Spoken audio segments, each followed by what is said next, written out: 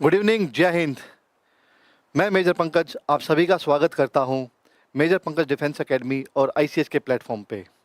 जैसा आप सभी जानते हैं कि राष्ट्रीय मिलिट्री स्कूल के फॉर्म्स आउट हो चुके हैं और 10 सितंबर से ये फॉर्म्स आउट होके और इसकी जो लास्ट डेट है फॉर्म फिल करने की वो 9 अक्टूबर यानी 9 अक्टूबर है। और जैसे जैसे एग्ज़ाम नज़दीक आता रहेगा मुझे पता है कि आपका प्रेशर या आपको थोड़ी सी घबराहट भी होगी, लेकिन यकीन मानिए जो बच्चे स्टार्टिंग से मेहनत कर रहे हैं, जिन्होंने शुरू से ही प्रिपरेशन की है, उनको डरने की कोई आवश्यकता नहीं है। क्योंकि जिस तरह से हम प्रिपरेशन करवा रहे हैं, चाहे ऑफलाइन या ऑनलाइन मोड में जैसे भी आप हमसे जुड़े हैं और जो हर हफ्ते आप जो टेस्ट सीरीज़ दे रहे हैं, तो यकीन मानिए आपके जो पेपर हैं वो आप अच्छे से क्लियर करेंगे और उसके बाद रिटन एग्ज़ाम क्लियर करने के बाद आपका इंटरव्यू होगा, जैसे मैंने आपको पहले लेक्चर्स में भी बताया। तो आज का जो सेशन रहेगा, जो क्लास रहेगी, वो रहेगी कि जो बच्चे अभी तक फॉर्म फिल नहीं कर पाए हैं, हम उनको प्रोसीजर बताएंगे कि कैसे फॉर्म फिल करना है। तो सबसे पहले बेसिक इन्फॉर्मेशन जान लेते हैं, चाहे वो एज ग्रुप के बारे में है, एलिजिबिलिटी के बारे में है या जो एग्ज़ाम का पैटर्न है उसके बारे में। बेटा, ये जो बच्चे सैनिक स्कूल, मिलिट्री स्कूल के लिए प्रिपेयर कर रहे हैं, तो उसमें मिलिट्री स्कूल के फॉर्म्स निकले हैं। उनका फॉर्म फिल करने का, यानी कि फॉर्म कैसे अप्लाई करना है, कैसे फिल करना है, कैसे डिटेल्स फिल करनी है, उसके लिए आज ये क्लास रहेगी। क्योंकि काफ़ी बच्चों के मैसेजेज आए हैं कि इस क्लास में आज का टॉपिक क्या रहेगा। तो सबसे पहले देखते हैं एज। तो एज जो रहेगी, जैसा हमने पहले के लेक्चर्स में भी, जो पिछली क्लास थी उसमें भी हमने बड़े डिटेल तरीके से आपको बताया था और उसका लिंक आपको डिस्क्रिप्शन बॉक्स में मिल जाएगा। लेकिन एक बार जस्ट आपको रिफ्रेश करने के लिए, boys and girls aged between 10 to 12 years, यानी जो बच्चे 10 से 12 साल के बीच में हैं, वो क्लास 6 के लिए, और जो क्लास 9th है उसके लिए 13 से 15 साल आपकी एज होनी चाहिए, तभी आप ये फॉर्म फिल कर सकते हैं। अब जो डेट ऑफ बर्थ है उससे आप अनुमान लगा लीजिए कि जो अगले साल की यानी 31 मार्च 2026 तक जो बच्चा 10 से 12 साल के लिए, 10 से 12 साल के बीच में आता है, या फिर 13 से 15 साल के लिए, 13 से 15 साल की एज के बीच में आता है, वही बच्चा क्लास 6 के लिए और 9th के लिए अप्लाई कर सकता है। यानी जो बच्चे की जो डेट ऑफ बर्थ है क्लास 6 के लिए 1 अप्रैल 2014 से 31 मार्च 2016 के बीच में जिन बच्चों का जन्म हुआ है, वो बच्चे इस क्लास 6 के लिए अप्लाई कर सकते हैं। और 1 अप्रैल 2011 से 31 मार्च 2013 जो इस एज के बीच में बच्चे हैं, वो क्लास 9th के लिए अपीयर कर सकते हैं। तो ये जनरली आपके एज रिक्वायरमेंट्स हैं। उसके बाद क्लास 9th के लिए, जैसे मैंने पिछले लेक्चर्स में भी बताया, आपके 2 पेपर होंगे क्लास 9th के लिए। पेपर 1 जिसमें हिंदी, इंग्लिश और एसएस आएगी। आपके 50 मार्क्स, 20 मार्क्स और 30 मार्क्स, टोटल आपके 100 मार्क्स का पेपर होगा और इसका मिनिमम परसेंटेज आपको 50% यानी 50% आपको नंबर लेके आने पड़ेंगे, तभी आपका आगे के लिए जो मेरिट लिस्ट है उसमें नंबर आएगा। उसके बाद पेपर 2 जो आपका 50 और 50 मार्क्स, मैथ्स और साइंस, ये भी 100 मार्क्स का है और इसमें भी जो बेसिक मिनिमम रिक्वायरमेंट है क्वालिफाई करने की, वो भी 50% है। तो यानी कि आपके 2 पेपर होंगे, पेपर 1, पेपर 2, जिसमें आपके हिंदी, इंग्लिश और एसएस होंगे। पेपर 2 में मैथ्स और साइंस होंगे। उसके बाद आपका 50 मार्क्स का इंटरव्यू होगा, अगर आपका रिटन एग्ज़ाम क्लियर हो जाता है। उसके बाद क्लास 6 का देख लेते हैं। इसमें आपका लैंग्वेज इंग्लिश ही रहेगी, इसमें हिंदी नहीं है। तो जो बच्चे क्लास 6 के लिए प्रिपेयर कर रहे हैं, तो वो इंग्लिश की ही प्रिपरेशन करें।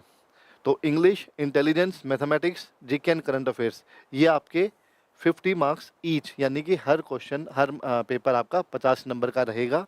और इसमें से आपको इंग्लिश में 35% क्वालिफाई, यानी कि मिनिमम परसेंटेज चाहिए ही चाहिए कि आपके 35% होने चाहिए।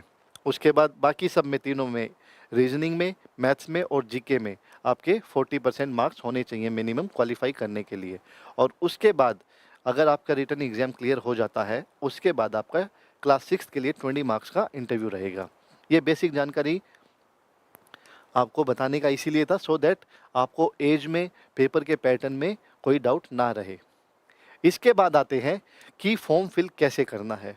तो मैंने पिछली बार भी आपको बताया था और हमारे डिस्क्रिप्शन लिंक में भी हमने दिया हुआ है कि जो भी साइट है, www.delhi.nielt.government.in। इस पे आप क्लिक करेंगे तो आपको ये पेज ओपन होगा। ठीक है, इस पेज को ओपन करने के बाद सबसे पहले आपका ऊपर आएगा online application for admission in राष्ट्रीय military schools academic session 2026-27।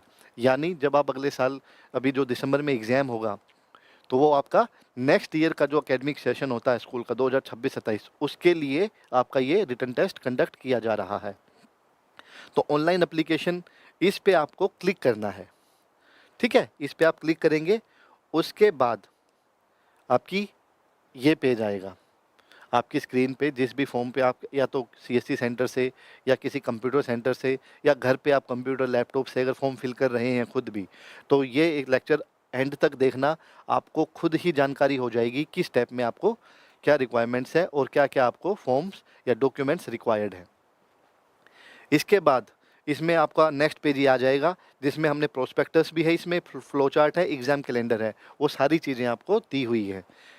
Form जो आपकी निकले हुए हैं वो आपका 10 सितंबर से स्टार्ट हो गए थे और लास्ट डेट आपकी 9 अक्टूबर है। उसके बाद इसमें है instructions for filling application, new user registration and login already registered. कई बार क्या होता है कि लास्ट ईयर कुछ बच्चों ने एग्ज़ाम दिया होगा, तो उस टाइम पे उन्होंने ऐसे लॉगिन आईडी, अपना पासवर्ड वगैरह बनाए होंगे, और अभी भी अगर वो उस एज क्राइटेरिया को फुलफ़िल करते हैं तो वो इस साल भी अपीयर कर सकते हैं। लेकिन जिन्होंने पहले ही अपना अकाउंट बनाया हुआ है या ऑलरेडी रजिस्ट्रेशन हो रखा है, तो उन बच्चों को अपना आईडी एंड पासवर्ड, वो यूज़र नेम एंड पासवर्ड वो याद होंगे। और जिस बच्चों ने पहले ये किया हुआ है वो इस पे क्लिक करेंगे। अदरवाइज़ जो पहली बार फॉर्म फिल कर रहे हैं या पहली बार रजिस्ट्रेशन कर रहे हैं, वो न्यू यूज़र रजिस्ट्रेशन पे क्लिक करेंगे। और जैसे ही आप न्यू यूज़र रजिस्ट्रेशन पे क्लिक करेंगे, उसके बाद ये स्क्रीन आ जाएगी, online application for admission in राष्ट्रीय मिलिट्री स्कूल्स एकेडमिक सेशन। ये आपको एक बार पीछे फिर देख लीजिए। जैसे ही आप न्यू यूज़र रजिस्ट्रेशन पे क्लिक करेंगे, आपको ये स्क्रीन दिखाई देगी, ये पेज दिखाई देगा। इसमें आपको सारी डिटेल्स भरनी है। फिर से यहाँ पे अपना नाम, candidates name, for example Pankaj Kumar, father's name जो आपका आधार कार्ड में, बर्थ सर्टिफिकेट में जो गवर्नमेंट ऑथराइज्ड, ठीक है, गवर्नमेंट अप्रूव्ड या इशूड जो भी डॉक्यूमेंट है, उसमें जो डिटेल्स दी हुई हैं वो डिटेल्स आपने भरनी है। स्टूडेंट नेम, उसके बाद फादर्स नेम, यहाँ पे मदर्स नेम, उसके बाद मोबाइल नंबर। वो मोबाइल नंबर और ईमेल आईडी प्लीज़ वो रखिएगा जो आपके यूज़ में है और आगे लंबे समय तक यूज़ में रखेंगे, क्योंकि सारी कोरेस्पोंडेंस यानी कि कोई भी ओटीपी, कोई भी इंफॉर्मेशन, डेट, एग्ज़ाम डेट या सारी चीज़ आपकी उसी मोबाइल नंबर और ईमेल आईडी पे आएंगी। तो आपको मोबाइल नंबर इसमें फ़िल करना है, उसके बाद ईमेल आईडी फ़िल करनी है, कंफर्म दोबारा आपको ईमेल आईडी डालनी है, और उसके बाद आपने hereby certified that email address provided is correct and may be used for any future correspondence. यानी जो आपने ईमेल आईडी दी है वो ठीक है और फ्यूचर में किसी भी कोरेस्पोंडेंस के लिए आप उसको यूज़ कर सकते हैं। फिर उसके बाद आप अपना पासवर्ड बना दीजिएगा। पासवर्ड आप इसमें, और इसको नोट डाउन कर लीजिएगा, ईमेल आईडी, मोबाइल नंबर और पासवर्ड जो आप रखेंगे। उसके बाद कंफर्म पासवर्ड, दोनों में सेम पासवर्ड रखना है और उसके बाद आप सबमिट कर दीजिएगा। इसके बाद जो आपने मोबाइल नंबर और ईमेल आईडी दी है, उसके बाद आप डिक्लेरेशन आएगी that I hereby declare that I have gone through the details of prospectus, यानी आपने प्रोस्पेक्टस पढ़ लिया है। The information filled is true, complete and correct to best of my knowledge and belief, और जो मैंने information इसमें fill की है वो सही है। यहाँ पे आ जाएगा आई एग्री, और जैसे ही आप आई एग्री पे क्लिक करके कंटिन्यू करेंगे, आपके पास एक ओटीपी आएगा मोबाइल नंबर पे। ओटीपी आने के बाद आगे आपको प्रोसेस कंटिन्यू हो जाएगा। उसके बाद जैसे ही आप ये सारी डिटेल्स भर के ओटीपी फिल करके कंटिन्यू करेंगे, उसके बाद आपका यहाँ पे वेलकम आएगा और आपकी एक रजिस्ट्रेशन आईडी प्रोवाइड कर दी जाएगी। इस रजिस्ट्रेशन आईडी को नोट डाउन कर लीजिएगा, जहाँ पे अपना मोबाइल नंबर, ईमेल आईडी और पासवर्ड आपने सेव किया है या लिखा हुआ है, वहाँ पे ये रजिस्ट्रेशन आईडी आपको मेंशन करनी है। इसको आप एक जगह पे सुरक्षित लिख के रख लीजिएगा, क्योंकि इसके बाद जैसे ही ये होगा फिर फिलअप एप्लीकेशन आएगा, तो ये रजिस्ट्रेशन आईडी आपका यूज़र नेम हो जाएगा, और जो आपने पासवर्ड पिछली जो मैंने यहाँ पे दिखाया था, ये पासवर्ड, तो रजिस्ट्रेशन आईडी और वही पासवर्ड जो आपने पहले फिल किया हुआ है, उससे आपका एप्लीकेशन फिल करने का प्रोसेस स्टार्ट हो जाएगा। इसके बाद नेक्स्ट स्टेज पे आएंगे आपके स्टेप 1। इस वाली स्लाइड में आपको ये है कि पहले फिलअप एप्लीकेशन, फिर edit complete application, view print, ये वाली चीज़ें। उसके बाद ये स्टेप रहेंगे। स्टेप 1 में आपको एप्लीकेशन डिटेल्स फिल करनी है। सेकंड स्टेप में आपको सिग्नेचर, फोटोग्राफ्स या कोई भी कास्ट सर्टिफिकेट इफ़ एप्लीकेबल वो फिल करनी है, और उसके अलावा थर्ड स्टेप में आपका पेमेंट करनी है। तो एक एक करके इन स्लाइड्स को देखते हैं। सबसे पहले यहाँ पे आएगा आपका क्लास अप्लाइंग फॉर एडमिशन। अगर आप 6th क्लास के लिए कर रहे हैं तो क्लास 6th, और 9th के लिए कर रहे हैं तो क्लास 9th। उसके बाद candidate's name, father's name, mother's name ये ऑलरेडी आपके हैं ही। उसके बाद gender male female, Aadhaar number, Aadhaar card जो आपको आधार कार्ड आपका जो है उसका जो नंबर है वो आपको यहाँ पे फिल करना है।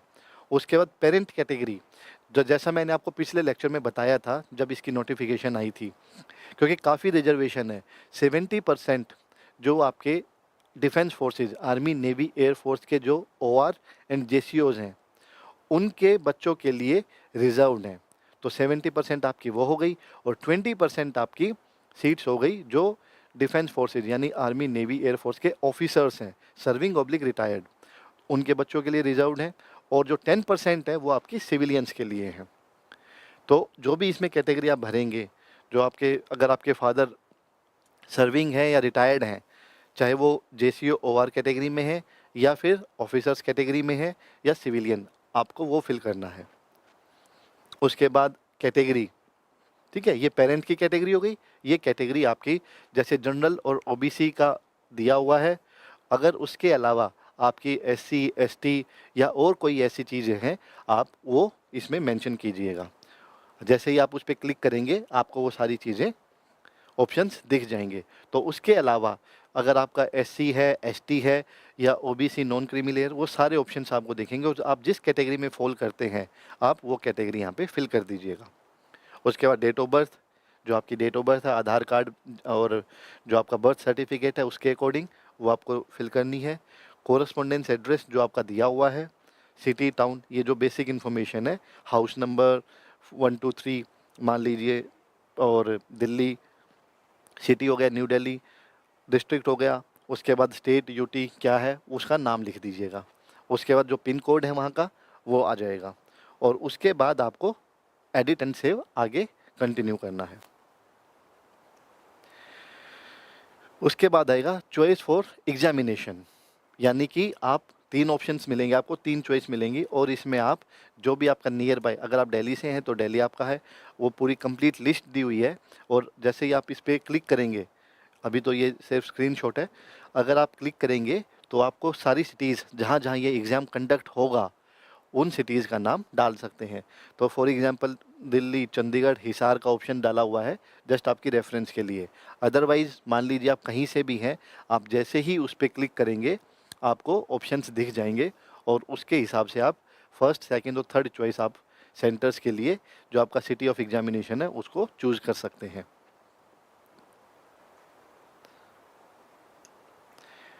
जैसे ही आपका चॉइस आ जाएगा उसके बाद आपको एप्लीकेशन फ़ी डिटेल्स दिखाएंगे, अगर आपकी कैटेगरी जो भी है उसके अकॉर्डिंग। जैसे जनरल OBC की 680 रुपीज़ है, ठीक है, तो 680 रुपीज़ शो किया हुआ है।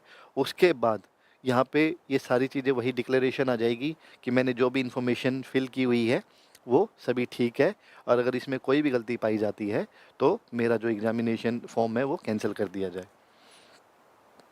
ठीक है, तो यहाँ पे आई एग्री पे टिक करना है। ये चीज़ बार बार याद बता रहा हूँ क्योंकि जब तक आप इस पे टिक नहीं करेंगे आप आगे नहीं बढ़ सकते। टिक करके उसके बाद सेव स्टेप 1, ये स्टेप 1 है जिसमें आपकी बेसिक इन्फॉर्मेशन है, ठीक है, एप्लीकेशन डिटेल्स हैं, ये फिल करके step 1 save step 1 and proceed इस पे क्लिक कीजिएगा, और उसके बाद आपका नेक्स्ट स्टेप 2 स्टार्ट हो जाएगा। एक दो मैसेजेस हैं वो देख लेते हैं।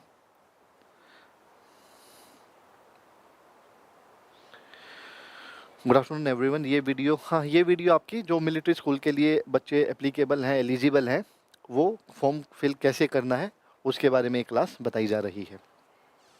उसके बाद स्टेप 2 में हमारा था फोटोग्राफ्स, सिग्नेचर और कास्ट सर्टिफिकेट इफ़ एलिजिबल। अगर ऐसा कोई कैटेगरी है आपकी कास्ट की तो आप उस डॉक्यूमेंट को अपलोड कर सकते हैं। तो सबसे पहले हो गया आपका choose your photograph for upload. ठीक है, ये इन्फॉर्मेशन जो है वो बड़े ध्यान से पढ़िएगा। और उसके अलावा जो प्रोस्पेक्टस है, डिस्क्रिप्शन लिंक में भी हमने डाला हुआ है प्रोस्पेक्टस, आप उसको क्लिक करेंगे और उसको एक बार प्लीज़ पूरा पढ़ लीजिए। इसीलिए हमने डिटेल थोड़ी सी लेट लेके आए हैं ये लेक्चर की, क्योंकि मैंने पिछले लेक्चर में भी बताया था कि आप एक बार खुद प्रोस्पेक्टस पढ़ लीजिए ताकि आपको कंप्लीट इन्फॉर्मेशन हो जाए। तो पासपोर्ट साइज कलर फोटोग्राफ लगेगा जेपीईजी फॉर्मेट में, और इसका मैक्सिमम साइज होना चाहिए 50 KB। Ensure that the photograph is uploaded is not clear, री अपलोड। अगर आपको लगता है कि जो इमेज उसकी जो आपने फोटो अपलोड किया उसकी इमेज क्लियर नहीं है तो दोबारा अपलोड कीजिए। अगेन जेपीईजी और जेपीजी फॉर्मेट में होना चाहिए और 50 KB से कम में होना चाहिए। तो यहाँ पे साइज़ दिया हुआ है, जो विड्थ है वो 3.5 सेंटीमीटर और जो हाइट है वो 4.5 सेंटीमीटर से ज़्यादा नहीं होनी चाहिए। तो इतने आपके फ़ोटोग्राफ की आप ऑलरेडी सेव करके रखिएगा। उसके बाद सेम आपका सिग्नेचर आ गया। Signature sign with blue oblique black pen on a white paper. Dimension इसकी आपकी 3.5 सेंटीमीटर की तो विड्थ और 1.5 सेंटीमीटर की लेंथ होनी चाहिए, इससे ज़्यादा नहीं होनी चाहिए। स्कैन करके और फिर अपलोड करना है आपको जेपीईजी और जेपीजी फॉर्मेट में, and not more than 50 KB। यानी कि आपका फ़ोटो भी और सिग्नेचर भी 50 KB से ज़्यादा की स्पेस में नहीं होना चाहिए। अगेन सेम इन्फॉर्मेशन है। Candidate must ensure that the signature is uploaded and if uploaded signature is not clear, री अपलोड। ठीक है, अगर आपको लगता है कि जो अपलोड करने के बाद कुछ धुंधलापन है या पिक्चर क्लियर, सिग्नेचर या फ़ोटो क्लियर नहीं है, उनको दोबारा अपलोड कीजिएगा। सिग्नेचर यहाँ पे आ जाएगा। जैसे ही आप अपलोड किएंगे, यहाँ पे क्लिक करेंगे, चूज़ फाइल आएगा, जहाँ पे जिस भी सेंटर से या खुद आप लैपटॉप से, कंप्यूटर से कर रहे हैं, गैलरी में जहाँ पे भी आपने ये डॉक्यूमेंट सेव किए हुए हैं, इनको आप करेंगे और उसके बाद इसको क्लिक करना है दोनों को, सिग्नेचर। इसके बाद क्योंकि ये जनरल कैटेगरी थी तो इसमें कास्ट वाला आया नहीं, अदरवाइज अगर आपका ओबीसी SC ST है तो ऑटोमेटिकली एक ऑप्शन और आ जाएगा आपको कि अपलोड योर कास्ट सर्टिफिकेट। तो जो भी आपको स्टेट द्वारा, यानी जो भी आपकी अथॉरिटीज़ हैं, स्टेट अथॉरिटीज़ हैं, उसके द्वारा जो भी आपको ऐसा सर्टिफिकेट प्रोवाइड करवाया गया है, उसको आप स्कैन करके और उसको अपलोड करना है आपको।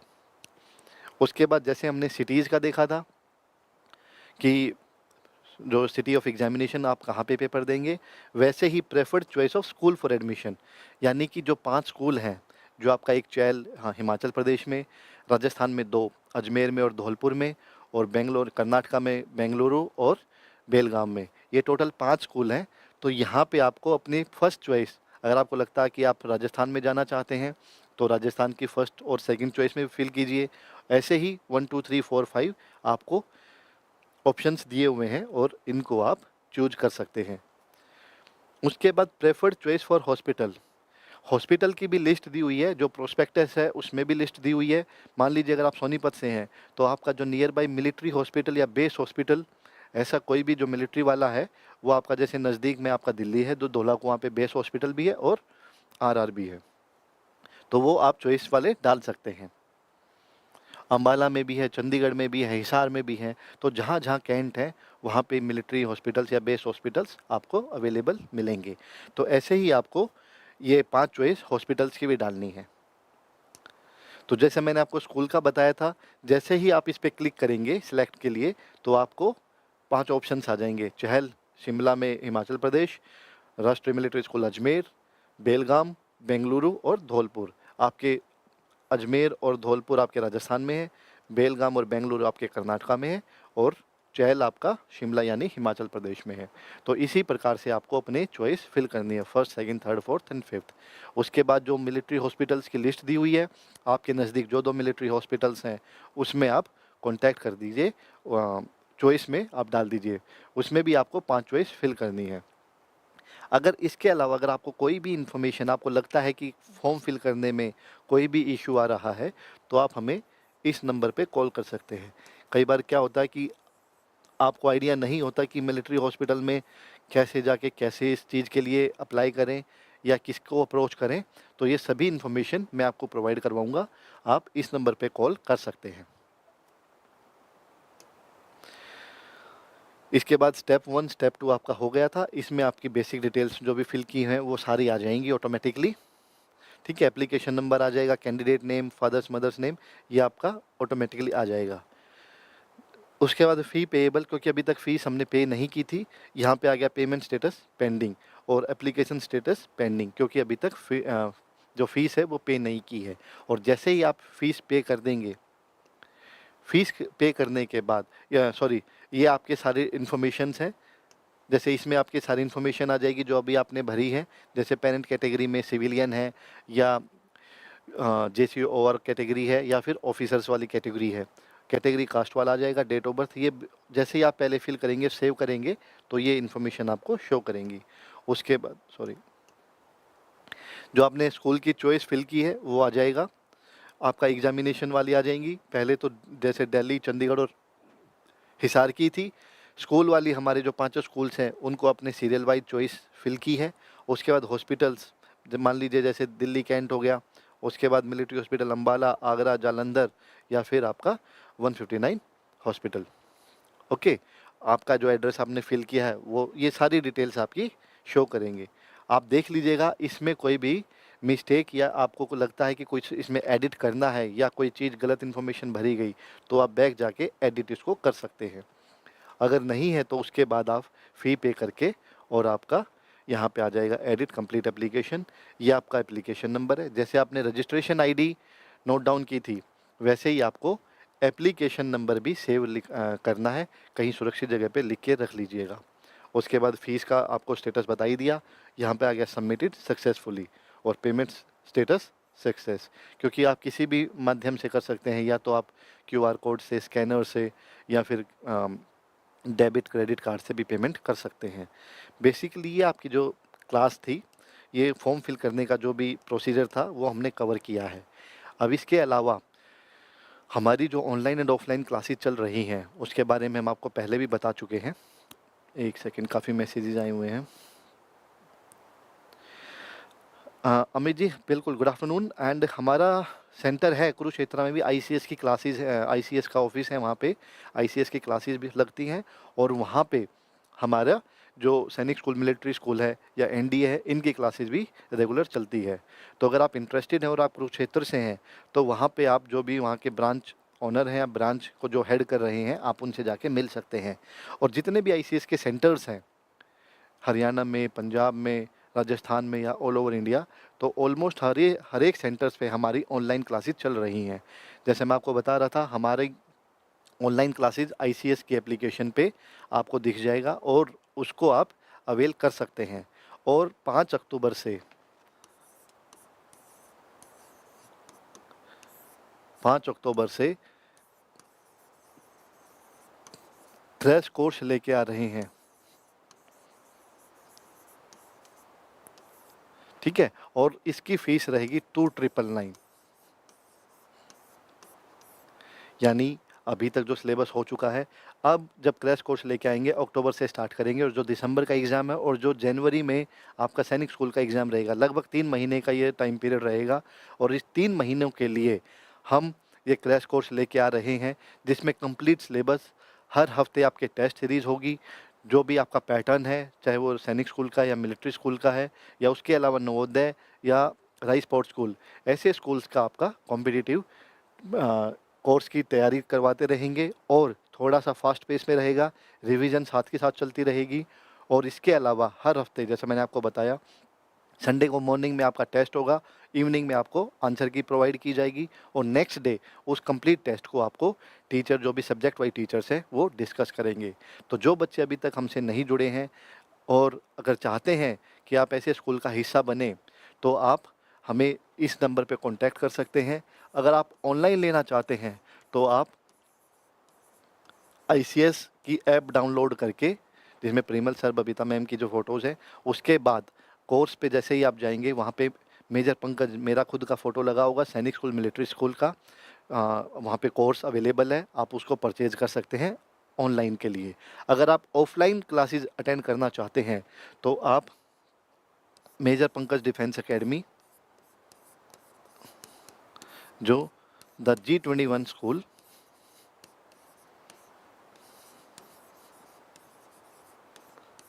जो आपका गढ़ी बिंद्रोली इस वाले एरिया में स्थित लोकेटेड है, आप यहाँ पे आके कांटेक्ट कर सकते हैं। हॉस्टल फैसिलिटीज़ भी अवेलेबल हैं। तो जो बच्चे चाहते हैं कि ऐसा स्कूल का हिस्सा बने, ऐसे एग्ज़ाम्स को, कॉम्पिटिटिव एग्ज़ाम्स को क्लियर करना अगर आपका सपना है, तो आप इस नंबर पे कांटेक्ट कीजिए। ऑफ़लाइन क्लासेस के लिए आप इस एड्रेस पे आके मिलिए और अपने इस लक्ष्य को जल्द से जल्द हासिल कीजिए, और हम आपके इस लक्ष्य को हासिल करने में आपकी मदद करते रहेंगे। तो आज का टॉपिक यहीं समाप्त करते हैं, और मुझे उम्मीद है आप मन लगा के पढ़ाई कर रहे हैं और रेगुलर आपकी टेस्ट सीरीज़ भी होती रहेगी। तो इसी के साथ आज का सेशन समाप्त करते हैं। कोई भी इन्फॉर्मेशन आपको चाहिए है, प्लीज़ हमसे कॉन्टैक्ट कीजिए। जय हिंद, जय भारत।